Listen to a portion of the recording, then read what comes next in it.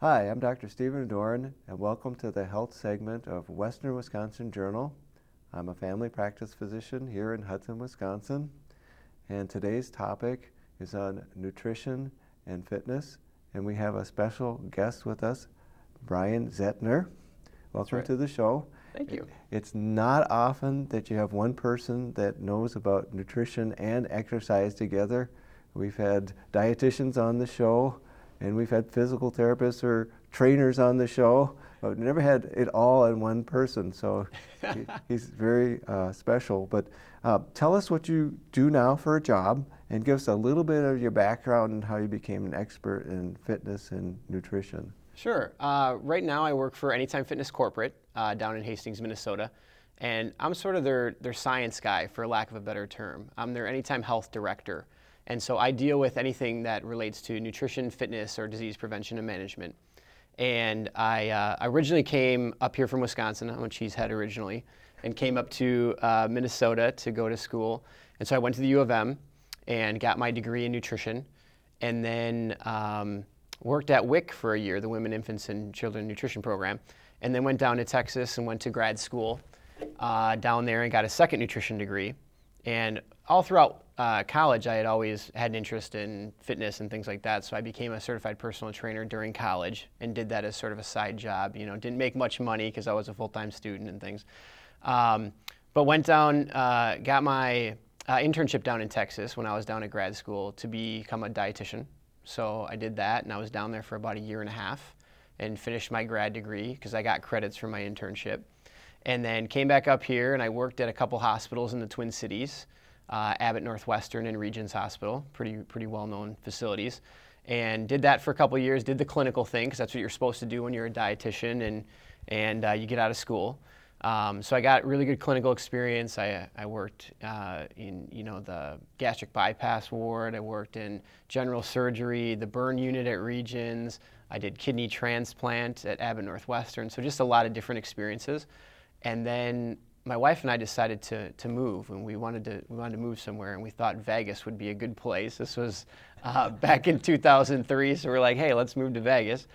So when I went out there, I actually got the lead dietitian job at Canyon Ranch, which is a really well-known and progressive spa resort company.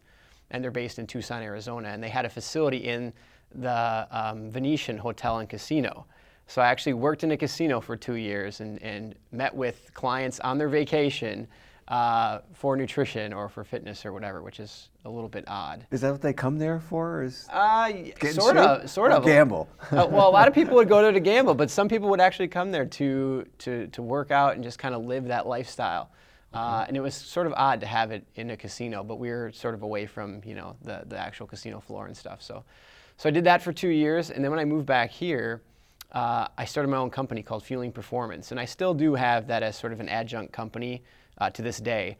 And I worked primarily with athletes for 3 years, working out of my home. So I worked with the Detroit Tigers in Major League Baseball. I worked with the Milwaukee Bucks in the NBA. And then just a lot of local athletes, high school athletes, college athletes, and that sort of thing. Runners like yourself. Did you work with the individuals or the whole team, or both? And did you do the nutrition thing or the fitness thing? Mostly nutrition. I was their sports nutritionist. So, because most, especially professional teams, they have strength coaches, and so I would work with them. Sometimes I'd have some input into their cardio programs, but then obviously the strength coach would handle, the strength and conditioning side and the weights and that sort of thing. And then I did so their nutrition programming and then their supplement programming.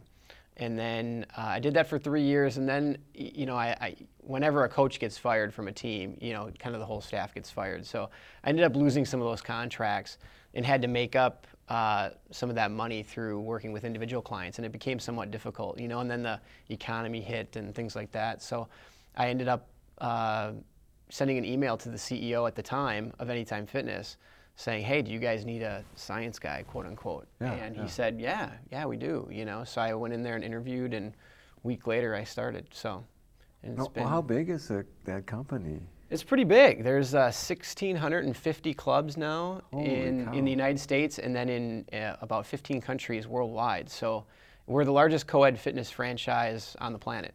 So Wow. The only company that would be larger is Curves, and they're obviously a women-only facility. So, yeah. That's interesting. So you've got a lot of nutrition background, and Yeah. then you've got also the exercise personal trainer background. Yeah, I did the training thing for quite a few years, and then gradually kind of nutrition just took over my career because that's where my degrees lie. And so I still work with clients to this day doing some fitness programming, but mostly it's on the nutrition side typically. More nutrition. So, yeah. Well, speaking of nutrition, we have the holidays coming up. Yeah. You know, Christmas and New Year's. Thanksgiving's passed. And do you have any tips for anybody in our audience that doesn't want to gain weight over the holidays? Yeah, I mean, there's a few things you can do. First of all, it's remembering to stay active. You know, I mean, most people, when they're taking in excess calories throughout the holidays, they're not working out because they're spending time with family or friends or whatever it may be. So it is important to try and get out and, you know, just go for a walk a couple times a day. You know, just a little 10-minute walk or 5-minute walk a few times a day. So just stay active. Because most people, even if they are following a traditional workout regimen, they kind of fall off the boat when they're, you know, when the holidays hit. Too busy. Yeah, and you know, a couple other things too is you know, watch your alcohol intake. I mean, and that usually increases quite a bit during the holidays. A lot of calories there. Yeah, it's a lot of empty calories there.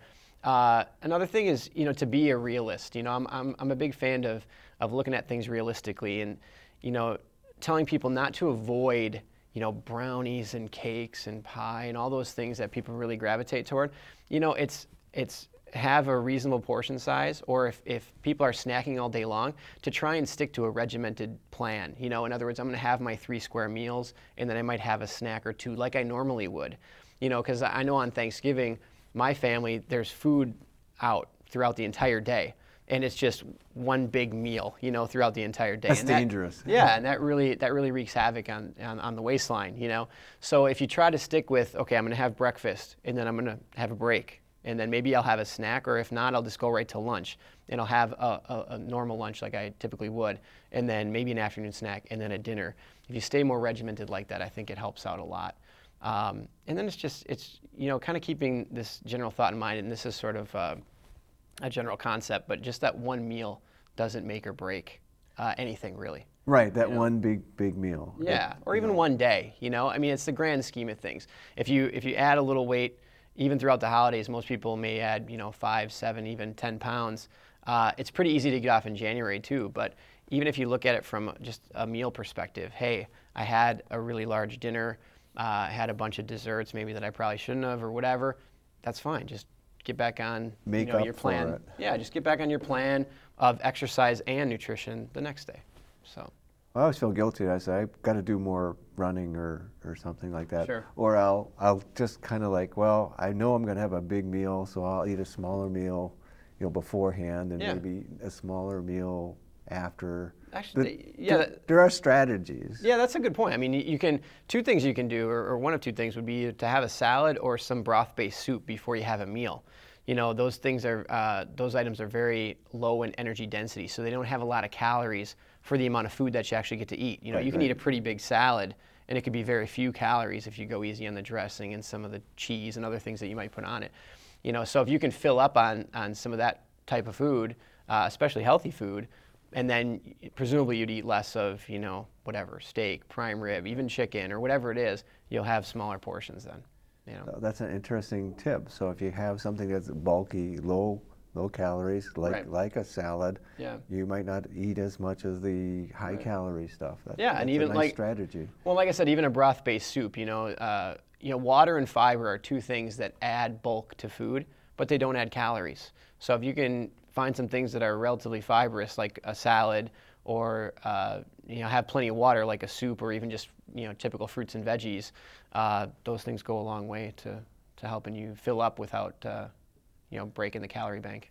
So is that why they serve soup and salad before like in the earlier courses of 7-course meal? You know, I don't. I wonder about that. I don't know if that's their focused philosophy, but it certainly helps, and I think it's advantageous. You know, I don't know if you need both either, though. You know, because if you have soup and salad, you might be pretty full, and you might not eat anything, and then then whoever's serving you might be stuck with a lot Well, of. if it's French food, usually that entree is really small. So. That's true. That's true. I've been to France, so we'll and fill you up with it, but then you get this little tiny piece of meat. yeah, I was in France, and they served like a little biscuit with some Nutella, and I was just like, can I get some more food? Like I need something else to eat. I'm kind of hungry, so. Well, Yeah. maybe that's why they're all skinny over there. Yeah, I think it's a combination of three things. It's small portions. They all seem to walk everywhere, and a lot of them smoke. And we know that's an appetite suppressant. So I think it's a combination of those three. All right. So I think people should, during the holidays, just be a little bit more conscious about what they're eating, plan more, Yeah. and exercise maybe a little bit more. But it's okay to indulge a little bit as long as you're not indulging every day. Right. Right. Okay. Yeah, and we got to remember, the holidays somehow has become like a month and a half long event. When actually it's 2 or 3 days, really, or depending on how you look at it. So we have to keep that in mind too. Just because there's cakes and cookies and things on those specific days, it doesn't mean they have to hang out in your kitchen, yeah, on the countertops for the next 3 or 4 weeks. You know what I mean? So unfortunately, they do. Yeah, that's true. That's where everybody gets into trouble. Yeah. All right. So that's some good advice. Another area of concern with eating and overweight is, diabetes. It's become a major epidemic in the world. 1 out of 10 people have diabetes in the world. I was really kind of surprised at that. And a lot of people have the metabolic syndrome, which is being overweight, high sugars like diabetes, Sure. high cholesterol, and high blood pressure there. Diabetes has gotten to be so bad that instead of our life expectancy going up, it's going to start going down, which is really scary. You're going to see more heart disease, more Sure. strokes, more renal failure, kidney failure. Why do you think diabetes is just blown out of proportion? I think it partly has to do with just unhealthy habits. It's a lack of exercise. People are relatively unmotivated. I work for a fitness chain, and we often acknowledge that only about 15% of the population belongs to a fitness club. So that means there's 85% of people that are out there that don't belong to a club and presumably may not be doing anything on a regular basis. Now, a lot of people some people may work, work out of their homes or whatever, but that's a lot of folks. That's talking hundreds of millions.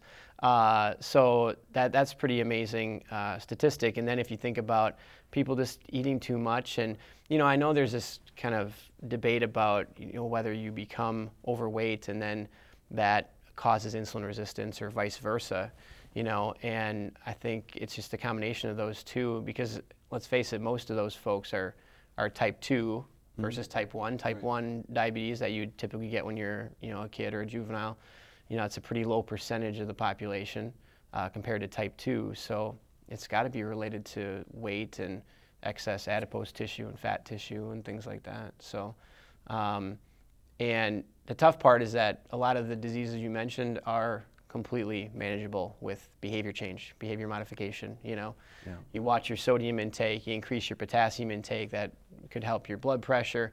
You try to get your weight down, that'll help with stroke risk, heart attack risk, your blood pressure, just all those issues. So it's tough, and it's not getting any better. And we have a lot of preventative programs in place. We have some decent medications to help deal with some of these things, and it just seems to be getting worse and worse. So. Do you think people are just too sedentary? Yeah, I think that's part of it. Yeah, I think, especially when you look at the fact that exercise and calorie expenditure is so easily overcome by calorie intake. You can exercise a ton and then, completely negate any calories you burned with, a couple pieces of bread and a glass of milk or whatever. It's just really easy to overcome physical exercise with eating. So you would know that if you look at your food labels and you look at the calorie burn allotment on your cardio equipment, you see a pretty big discrepancy. So it's tough, and I don't know that there are a lot of simple answers other than people having to wake up. But the problem is there aren't really any immediate repercussions. So if you don't eat all that well, you may gain a little bit of weight, but your health isn't necessarily adversely affected that instant. It's years down the road for a lot of folks. And so there's just no real strong incentive to get people to change their ways. Because let's face it, it is a little bit harder, right? It's a little bit harder to stay active. It's a little bit harder to eat well. I think most folks would argue that. I might not, and you might not.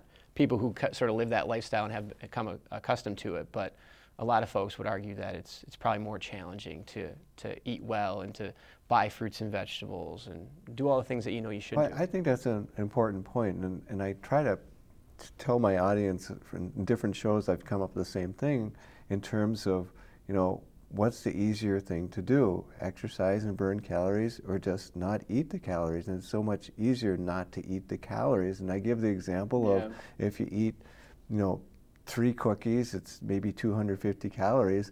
That's equivalent of walking maybe 2.5 miles. Yeah.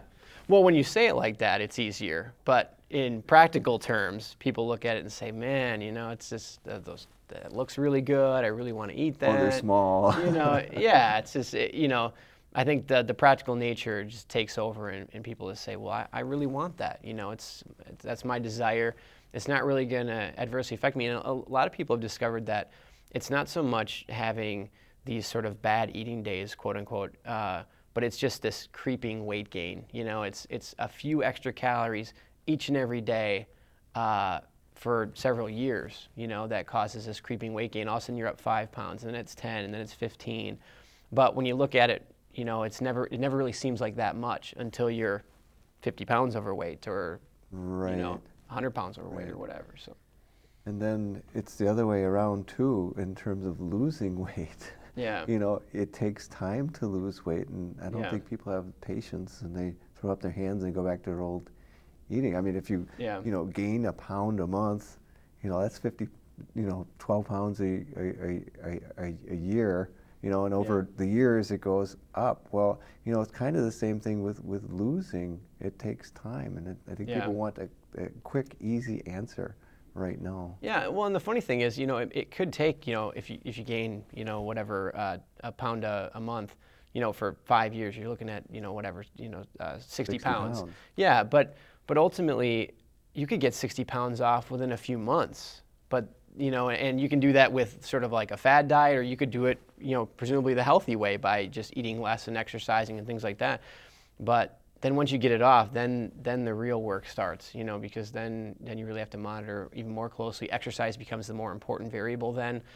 Typically, diet is more important for weight loss than exercise is, for the reasons we've already talked about. But diet becomes much more prominent when you're looking to maintain a significant weight loss, and research has proven that.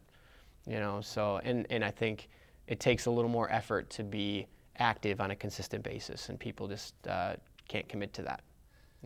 So mostly people need to stay more active, and I think when people are active, they're usually not eating. Yeah. And or busy doing something. It's usually just when they're sitting around. That's when they start grabbing the chips or the cookies or that type of thing. I always say, stay busy. Yeah, that's something we actually I wrote about in a book that we've recently written. We talk about this neat concept, non-exercise activity thermogenesis, and I know that's a mouthful, but it's basically just non-exercise activity. Yeah. So activity, taking care of your kids and going to work and walking around the office and things like that.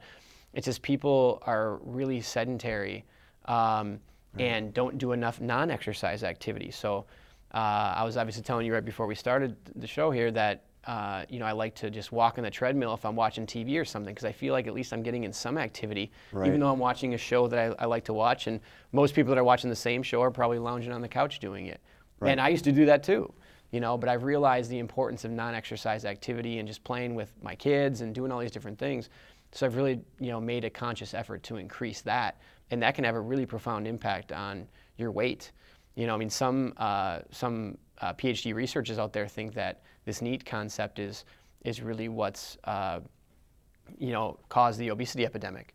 Because we used to be sort of a blue collar based workforce, and now a lot of us have desk jobs and we're sedentary 8 or 10 hours a day, and that used to not be the case. And so that transition has really caused a good portion of the obesity epidemic. That's a really strong. Exactly. Yeah. Yeah, that's So. interesting because we are more sedentary and we got to do something about it. Yeah. I mean, why, you see treadmill desks now, just trying to get people to be active at work. I mean, there's companies that are making these things. Unfortunately, they're like electric cars and things. They're a little too expensive right now for companies to really invest a lot of dollars into. But hopefully that changes. Because I think that's a good way to go about it.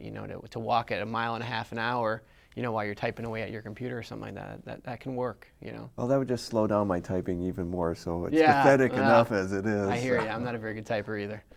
All right. So basically, we have an epidemic of obesity and diabetes, and it's related to sedentary lifestyle, not exercising, and eating too much. Yeah. So we got to change our whole culture. It is those two variables. Yeah. All right. We're going to talk a little bit about. You mentioned already dietary supplements like vitamins and minerals. Where do you stand on those type of things? I think a good multivitamin mineral supplement a day is a good idea. I take one every day. I take a little bit of fish oil too, just because I think a lot of us are kind of low on the omega-3 fats, and there's a lot of omega-6 fats out there, and so I try to balance those out a little bit. But I think a lot of doctors these days are kind of recommending that people stay away from, vitamin and mineral supplements. And the reasoning behind that is that they say, well, as long as you eat a balanced, varied diet, you're fine. And as a dietitian, I would argue that most people don't eat a balanced, varied diet. I see it in my clients. I see it in my friends, family members.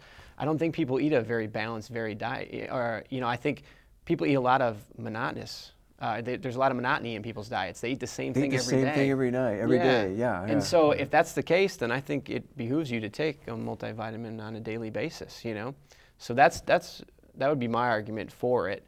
Even though doctors seem to be changing, they used to say the same thing. They used to argue that same thing, but now I think a lot of doctors are sort of changing their thoughts on that, which I don't fully understand. So I think that's a really good point in terms of, yes, if you do have a varied diet, if you go through all kinds of different vegetables, well, let's face it, people have their favorite vegetables and their favorite fruits, and so maybe they don't include what they have. Sure. Well, I mean, just think about when you go shopping. Most people go shopping and they buy a week's worth of food, or maybe even 2 weeks. They're eating the same stuff. Day in and day out. So, and you're getting the same nutrients then. So I think it's a little bit too early to kind of shun the multivitamin mineral supplement. I think it's a good idea, and like I said, I take one, and my kids do, my wife does. So. But that's kind of a minimalist. You're not doing mega vitamins or mega minerals or that type of thing. No, I think just something that meets the RDA, something that has 100% of what you need. Right. I think is pretty good. I know there are some people that think that certain vitamins and minerals, they have functional doses. So in other words, a dose that exhibits a certain beneficial effect on your health. And so there may be an argument for that, but I think we still need more research to figure out what those dosages are and stuff like that. So in the meantime, I think people are just fine taking 100% of the RDA, the recommended dietary allowance. So. Well, it's kind of interesting. The reason I brought this topic up because there was a study done. It's a kind of a little skewed population. It's 38,000 Iowa women. Okay. All right. And what they did was they found out who took vitamins and who took what minerals, and they were able to break it all down. And what they found was that people that took mega vitamins and minerals actually lived a shorter life, which is kind of surprising. You think, well, I'm not going to be missing anything. Right. But if you overdo something, and the biggest culprit was iron, if you overdo iron, you were more likely to die earlier than people that didn't take iron or those supplements. So you don't want to go too far one way or the other. Well, I do think, I think there's certain minerals, iron obviously one of them, and then some of the fat-soluble vitamins where, if you kind of overdose on some of those, you do actually store those in the body, and so that becomes a little bit of a problem. But a lot of the water-soluble vitamins, you'll just Right out. excrete. Yeah, you'll get rid of them if you don't need them. So I think, yeah, there's a few that are more worrisome. But at the same time, if you're just focusing on taking in 100% of what you theoretically need, then you're fine. And there aren't a lot of real great iron-based foods anyway. I mean, you have to essentially, red meats and some of those things that people probably are limiting more and more these days. So. Yeah, that's the other thing. When you get into balanced foods and that type of thing, there are certain vitamins that are really, and minerals that are just in certain foods. For instance, calcium. It's real hard to get calcium if you don't eat any dairy. It's true.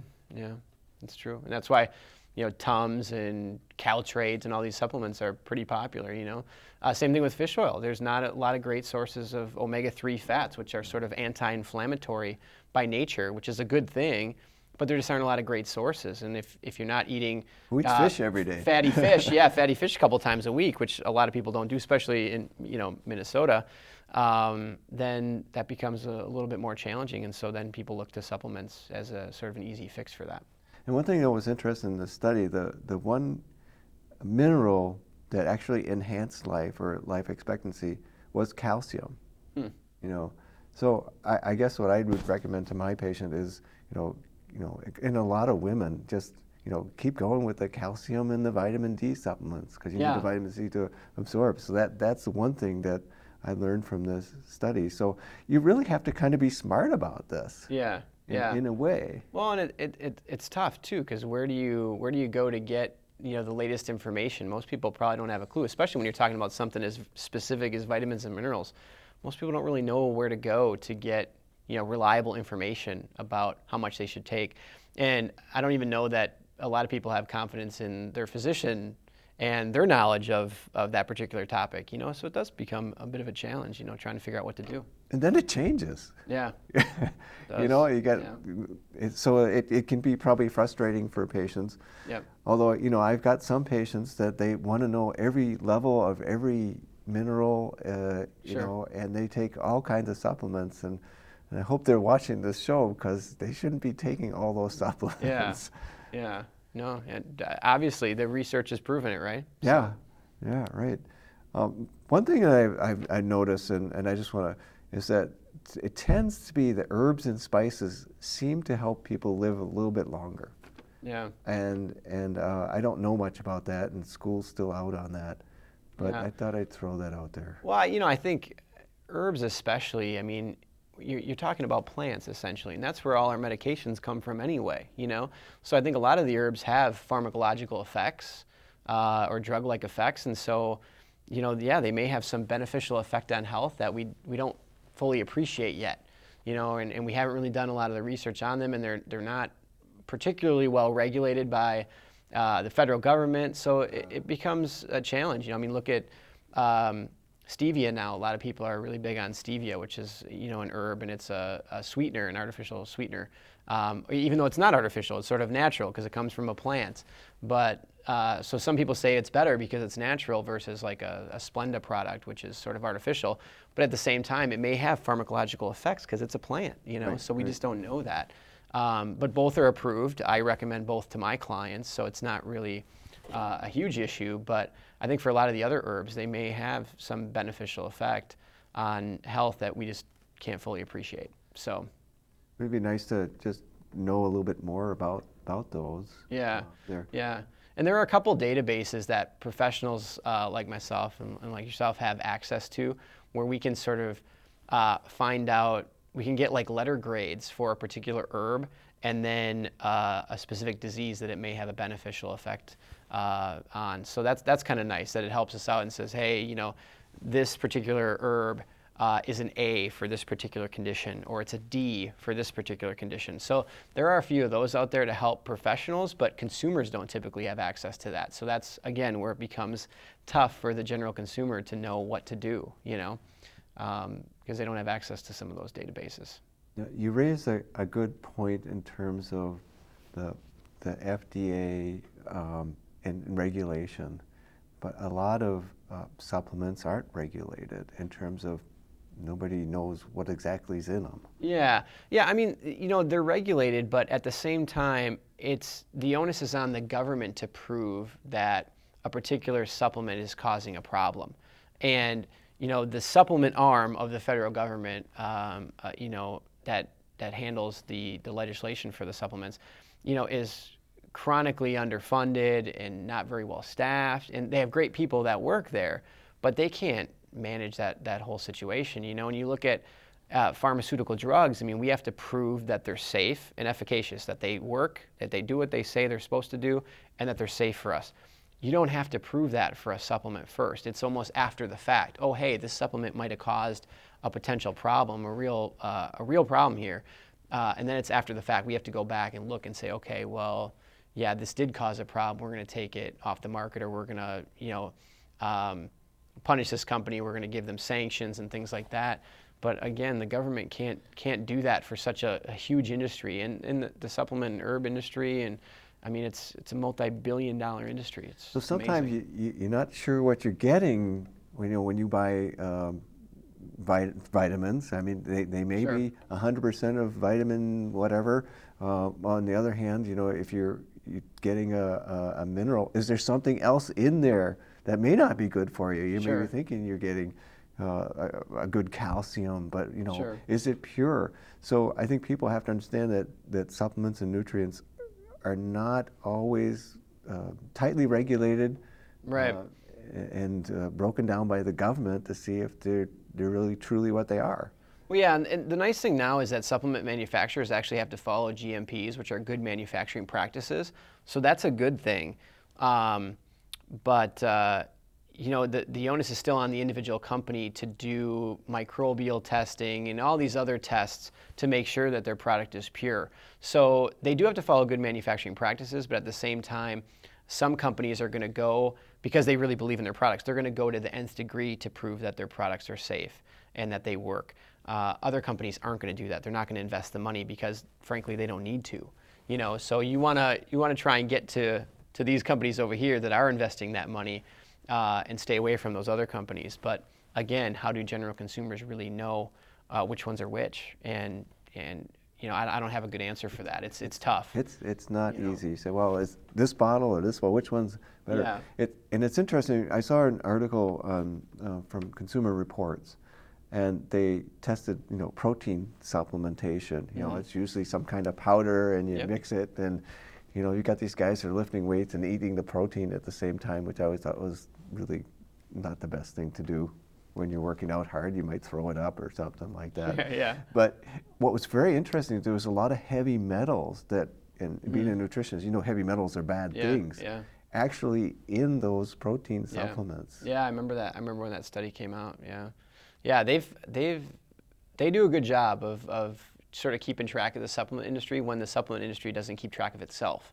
So you can always rely on Consumer Reports to do some of that research, and some of those products I think were traced back to China and some manufacturers in the Far East and things like that. So again, it just the best thing I can tell your audience is to pay attention to what their health professionals say. So their doctors, if they meet with a dietitian or even maybe a personal trainer or whatever, a lot of those folks have done their research and done their homework on some of these companies, and they have the products that they recommend. So check the credentials of the person you're working with, and if you trust them, then go with what they would tell you to go with. And I have my personal favorites. I'm sure you do. So I think that's probably the best advice. It was kind of funny because I said, well, my wife's a vegetarian, and we don't get a lot of protein. And you can get a lot of protein in a vegetarian diet. Don't get me Definitely. wrong, Yeah, beans definitely. and nuts and that kind of stuff. Sure. They tend to not to agree with me. But I would say, okay, well, I lift weights and I run, and should I go with protein supplementation?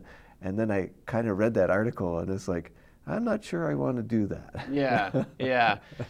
Like I said, I mean, I think, and some of those companies, some of the companies that they looked at were sort of on the muscle building end of things. There's other companies that produce some other protein powders that are kind of more for the general population. There are some clinical nutrition companies that produce protein powder for patients in the hospital that are recovering from things like burns and stuff like that. So there are some companies that put out some pretty good products. Elderly people that are Yep.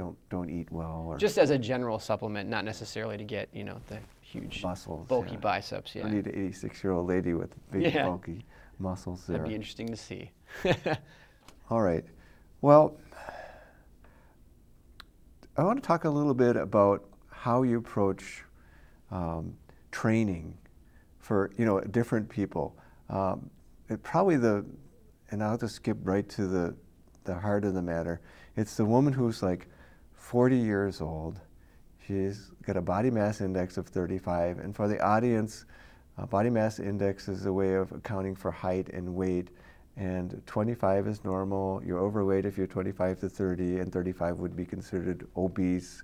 So you got somebody who's obese. She's 40 pounds, hasn't worked out hardly in her life, and she said, "Boy, my weight just keeps going up." And you're the trainer. How are you going to approach that? I would say go see a dietitian first. No, in terms of training, if it's somebody who's never trained before, then a lot of times we like to start out with just body weight exercises, you know? So it might be wall push-ups or modified push-ups. It might be something using the exercise ball or the Bozu ball or bands. Just a lot of different body weight exercises, or using these smaller pieces of equipment before we go in and start throwing around the free weights and the dumbbells and the machines and all those different things. Because you can actually get a pretty good full body workout just using your body weight.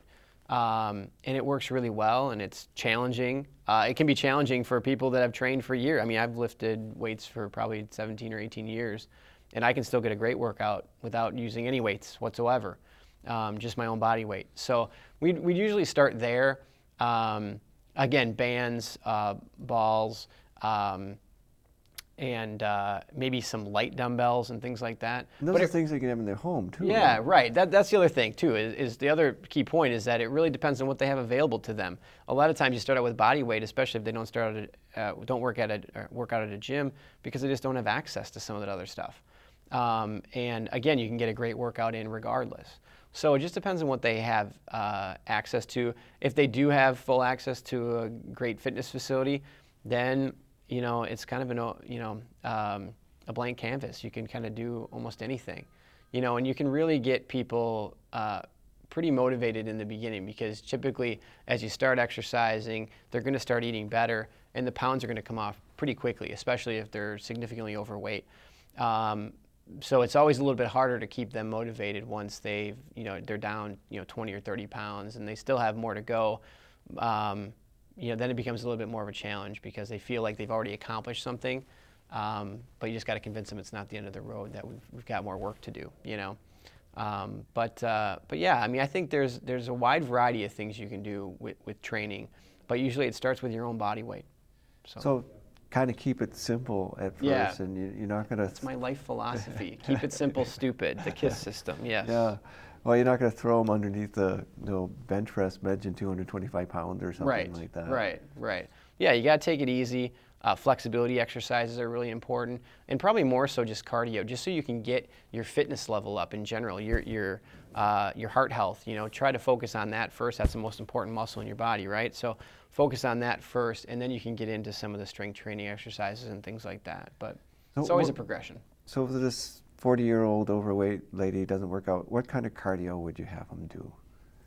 It depends what they want to do. I mean, there's a lot of different options. You can certainly do the exercise bike. You can, again, do body weight type stuff, almost like things like you used to do in gym class when you were a kid. You can do those types of exercises. It might be the elliptical, it might be the treadmill, but you can't go wrong with walking. I mean, walking. A lot of folks that typically don't exercise are also very sedentary during sort of non-exercise times, like I was talking about earlier. So just getting them to go walking, like a nice 30-minute walk, even out in the brisk weather in Minnesota, can do wonders, But we want you to walk with a purpose. We want you to walk quickly. This isn't like a casual, hey, I'm walking with my friend to the car. This is like walking for fitness. So you want to walk with a purpose, almost kind of speed walk, and really try and maximize your calorie burn and things like that. So, yeah. Okay. So your approach to somebody who is pretty athletic might be different to somebody who wasn't athletic. Yeah, because if somebody is relatively athletic, I would actually steer them toward things that they wouldn't typically do. So in other words, we're runners. So, but if you came to me and said, hey, I really want to take my fitness to the next level, then I would have you do something that you're completely unaccustomed to doing. We might go swim, or we might go bike, or whatever it might be. But I would try and stay away from running because you're good at that. That's your normal. So and the whole idea of fitness is to try and keep your body guessing and do different things. And so when you come to a fit person or somebody that's relatively athletic, you kind of want to do more cross training. Get them doing things that they don't typically do. First of all, it'll prevent overuse injuries. And second of all, it'll actually seem challenging to that individual because they don't typically do it. Like I said, I'm a big runner. When I get on the elliptical, I found it to be pretty tough to do just because I don't typically do it that often.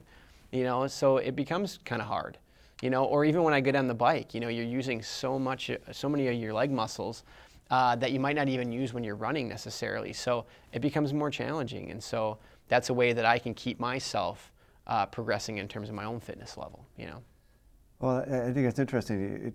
If you run all the time, every day, there's a lot of wear and tear.